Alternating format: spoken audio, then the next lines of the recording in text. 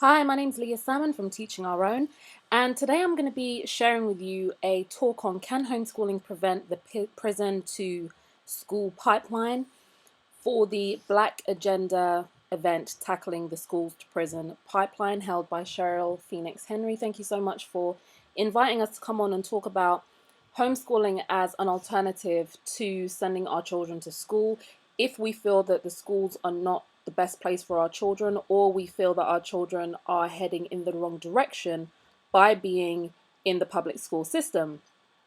So a little bit about me quickly. My name's Leah Salmon. I'm one of the co-founders of the Teaching Our Own Black Homeschooling Fair event and website.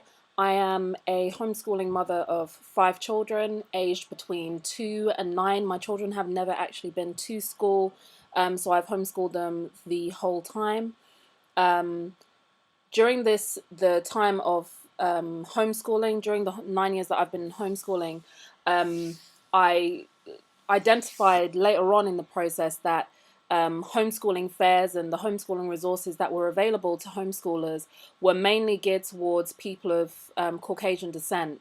The homeschooling fairs that I had been to, that I found very useful and motivating for my homeschooling journey when I went to them, they were completely unrepresentative of all of the homeschoolers of color that I knew, even though I found them very beneficial to go to and very motivating and inspiring, which is what led us to create a homeschooling fair that was dedicated to children of color, children and parents of children of African and Caribbean descent.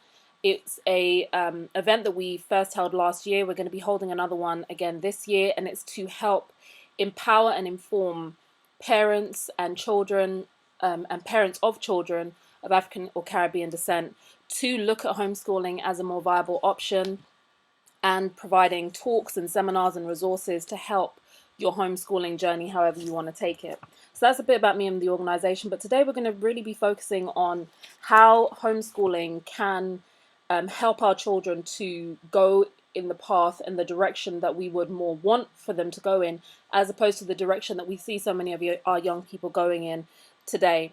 The first thing I want to make very clear at the beginning of this talk is that a child's education, their cultural development, their discipline, and their emotional and mental well-being is not the sole responsibility of the state, the government, or the school. It's the responsibility of their parents. And by law, parents have to ensure that their children are either attending a school that suits their needs, or is provided with education otherwise. And that's a very key point. Provided with an education or sent to a school that suits their needs. And we are not just talking about if you have a special needs child, you send them to a special needs school. We are talking about if you identify that the school that your child is in, or the school system that your child is in, does not cater to their needs, and there is clear evidence that all the other children in your child's situation, Black males could be one of those criteria we're talking about right now, have historically and categorically been let down by the school system. Maybe the school system is not the best place for your child.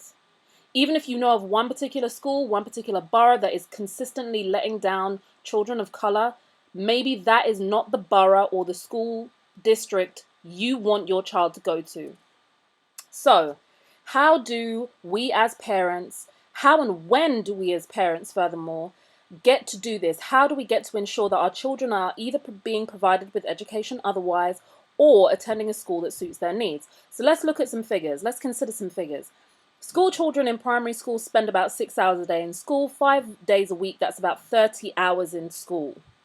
Our primary school children are spending roughly 30 hours in school. When they get to secondary school, they spend 8 to 9 hours a day there, depending on their after-school clubs or commitments, their travel time to and from school, which is about 40 to 45 hours a week.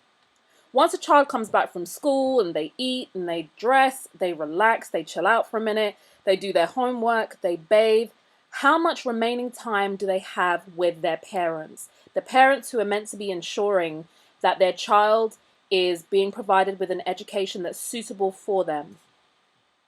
How much time also do most working parents have in the evening after coming home from work to do all of that as well? And even if you're not necessarily a working parent, even if you're a parent that stays at home, or you work part-time, or you're self-employed even, after school, you still have to go through that process with your child. You need to make sure your child's eaten and that they've dressed out their school clothes and they have time to relax, they've done their homework, they bathe. Even if you're not working full time, there are some parents who are working and getting home at 8 or 9 o'clock. There's very little time left for a parent and a child to spend with each other in order for the parent to make sure that their child's level of education and their mental and emotional well-being is in the place that they would want it to be. So parents sending their children to school need to ensure they've done the checks necessary to make sure that their children's school is up to scratch and meets the needs of their children, and do as much as they can around their child's time at school to ensure this. So their child's at school for, our children are at school for 30 to 45 hours a week. So if that's where they're spending most of their time, and when they get home, there's very little time for you to spend with them, the best that you're going to be able to do is make sure that the school you send your child to is able to meet their needs and it's up to scratch, because that's the best that you can do if you're sending your child to school. Now, this is what we found over the years. And this is through books, this is through anecdotal information, this is through speaking to parents, this is through statistics. As a community, we've lost our children to a school system which isn't made for them. Parents have given schools, and this is not always a conscious decision, sometimes this is just circumstantial. We've given schools too much freedom to make decisions for our children. Sometimes the decisions that our school makes for your child, you're not even aware of that decision until your child tells you that they've learned something at school, they've been exposed to something at school, and children don't even remember everything that happens at school. So things that our children are being exposed to, principles, morals, mental conditions, results are what we see in the schools to prison pipeline. Parents have so little time to spend with their children because of the way that society is set up, that it's hard for them to really know that their child is in an environment that's providing their child with all of their needs. So they end up having to trust a system that they don't even know. We don't even know of all the things that the system is comprised of. We don't know of every single aspect of the curriculum that our child is going to be taught unless we do our due diligence and find it all out. But we have to trust this system, trust the teachers, that we can't interview every single teacher that our child is going to come into contact with.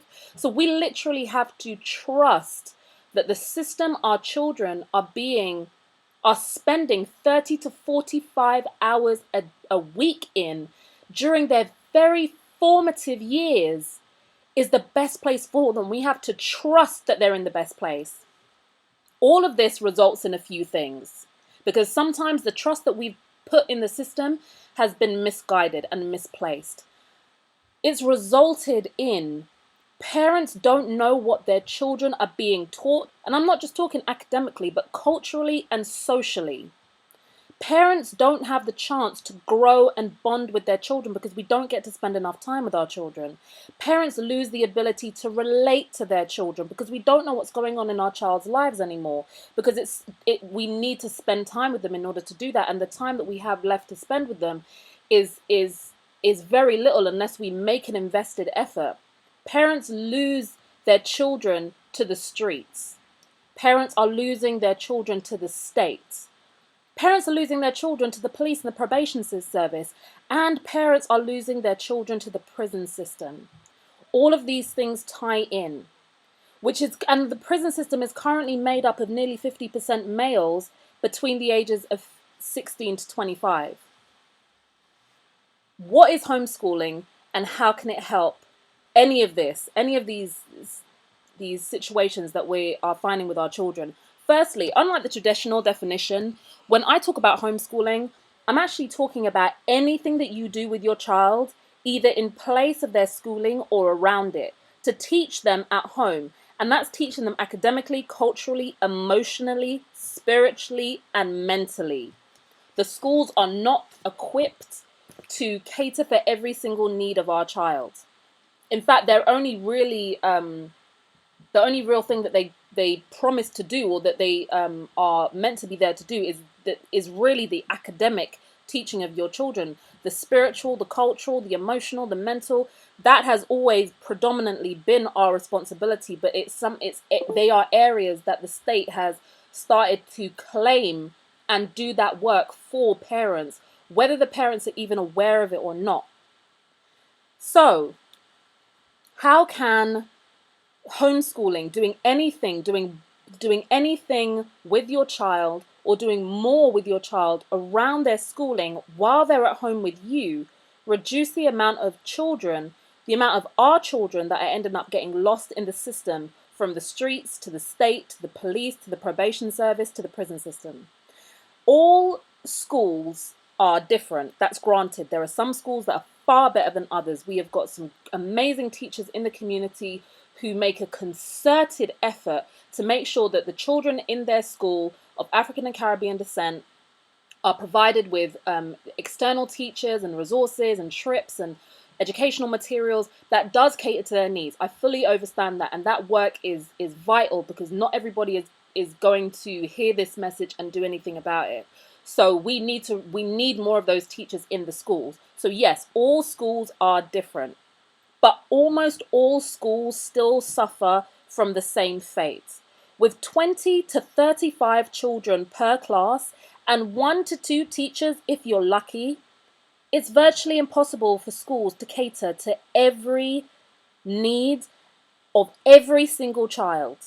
They just aren't equipped to do it. I've got 5 children at home and there's one of me. So my odds are much better than a school teacher who's got 35 children. And it's still a challenge for me to be able to you know, cater to the needs of each one of my 5 children, so that they don't get left behind in any area, and so that they all get to flourish into the amazing beings that we all know our children have got the capability to flourish into. Most schools don't even know the type of learner the children in their classes are. So you've got the audio learners, the visual learners, the hands-on learners, and even if they did know it, there's no way that they would be able to adapt each lesson to suit the needs of each child. There are 30 children in each school. It's going to be in each class. It's going to be very difficult for one teacher to adapt, even though they do their best. And I understand that, in any one lesson, they do have provisions to make the lessons suit the different learning styles. It's still going to be difficult to cater for the needs of each child. And with the emphasis on core academic subjects, mainly focused on Caucasian ideologies, when do our children get the chance to focus on pursuing their passion, their talents, their dreams, their aspirations, and their personal life goals? What school can cater for this for each child? As adults, we know what it's like to have to go to a job that we don't like because we supposedly have to do it. Doing work we don't like because we supposedly have to, and wishing we weren't there. We all know what that's like, having to do something you don't really want to do. How is this different from a child's experience at school? Think about how this is different, or if it's different. You're a child, you're in a class with 30, sometimes 35 other children. You're fighting to get your needs heard and understood. You're trying to let the teacher know that you don't understand what they're teaching without feeling embarrassed in front of the rest of the children. You're not feeling like the school suits you as a black child, maybe with natural hair, with beautiful brown skin, and a love of plantain and ackee and saltfish and callaloo, and you're being fed fish and chips and green peas with ham sandwiches every day. As an adult, how does that make you feel at work when you're having to do work that you don't understand, that you feel that your bosses are not listening to your needs? You're going to feel unmotivated, unenthusiastic, and as an adult, maybe we sometimes still feel troublesome. Why do we expect anything different from our children? In their situation, wouldn't you feel unmotivated, unenthusiastic, and maybe sometimes troublesome too? What does all of this result in? Our children are told off and disciplined because they aren't being treated properly and they react to that mistreatment. They are told that they are the problem, not a faulty system. Parents are convinced that their children are to blame and not the school. The child feels mistreated, misunderstood, and in the search of change and oftentimes rebellion, sometimes to the very people that put them there, which is their parents. Which is why you see children rebelling against their parents, because it's the parents that are making these children go to these schools that they don't feel accepted or nourished in. Then children fall deeper and deeper into trouble. They fall further away from their greatness and they become another statistic. So how can homeschooling help? Who are the best people to ensure that their children are learning, loved, praised, and I can't stress that enough, praised for any achievements, taught how great they are, encouraged to follow their personal and professional goals? It's their parents, in my humble opinion. Every mistake that I've mentioned above can be remedied simply by their parents investing more time in ensuring their children stay on the path of progression through education and personal goal achievement, instead of being lost in a system that doesn't even benefit the white children it was made for. While they're at school, if you decide to keep your children in school, some of the things that you can commit to doing is being at every single parent's evening and scrutinizing everything that you're being told that your child is doing.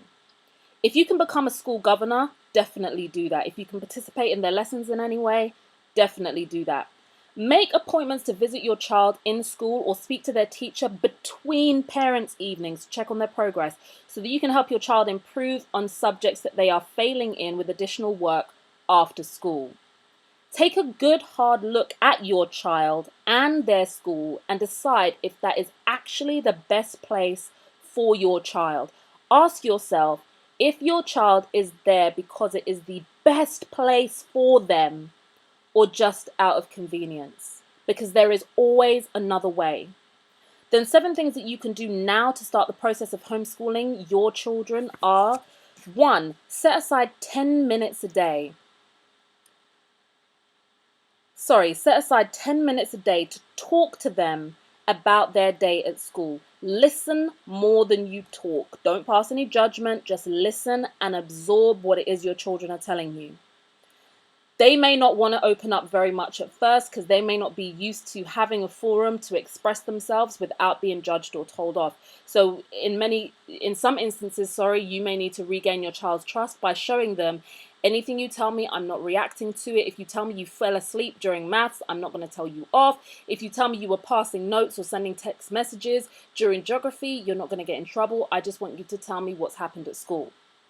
2, do any amount of their homework with them. Even if you don't have a clue what they're doing, sit with them, be attentive, and help in any way that you can, whether that's just spelling, whether that's just, do you want me to do a Google search on this for you, whatever it is. Praise and congratulate any accomplishments that they make during that homework time, but also start taking notes of subjects that they're struggling in so that you can also get them extra help in those subjects. The 3rd thing you can do is find Black history classes, books, talks, seminars, courses, movies, and clubs, and attend or use them with your children once a week. Grounding them culturally, showing them the greatness of their ancestry and how they fit into the greatness of their ancestry and how that ancestry runs through their veins, and if their ancestors do it, there's no reason why they can't do it, is an education that they are not going to get in the traditional school system, yet it is an education that they need to start unlocking some of the damaging perceptions of Black children and Black people that are typically pushed. 4, if you think your child is engaging in criminal or antisocial behavior, find a mentor in the community for them to start working with now. Not when there's been a complaint, not when they're already been arrested a couple of times, right now. Don't feel a way to cast judgment on their friends. If you feel, okay, I don't feel that child is right for you. I think that child is maybe a bit disruptive. That child maybe has a bad reputation. You could be completely wrong, but don't let it go so far until you are proven that you are right. If you feel your child is engaging in criminal or antisocial activity, you deal with it now by you choosing a member of our community as a mentor to start working with them. 5, if you want to take steps to homeschool your child, start researching it now, what you'd need to do to make that a reality, and give yourself a timeline to work towards. The 6th thing you can do is plan in advance. Right now, make a plan to do a practice run of homeschooling a few days a week during their next school holiday, whenever that is. And even if you're not 100% sure whether you definitely want to homeschool, just doing a trial run of it, just so you know what the process would be for you, is still going to be something very beneficial. And it's going to be another opportunity for you to spend quality time with your children, which, as I've said, is so critically important. The 7th thing you can do is visit the website educationotherwise.org and do a search on a deregistration letter. Download it and read up on the process of removing your child from school. The first thing you are going to need to do is fill in a deregistration letter and hand it into your school, and possibly send a copy of it to your local authority as well. But have that plan in place. Know what you need to do if and when you decide you are going to fully take your child out of school and take full responsibility of their education. Teaching Our Own, the Black Homeschooling Fair, is going to be back, and it's going to be held in London, which we hope you can all make it down to. There's going to be speakers and workshops and resources there to help you take back control of your child's mind and lives by empowering the community to start teaching our own. I hope you found this talk useful. Many thanks to Cheryl Phoenix Henry and her team for holding another powerful event. I'm sorry I wasn't there in person to deliver this talk, but I still hope you found it useful. You can also visit teachingourOwn.co.uk and follow the website using the box on the right so that you can get more updates. And you can also follow us on Twitter or Facebook by searching Teaching Our Own. Thank you so much, family. Take care and goodbye.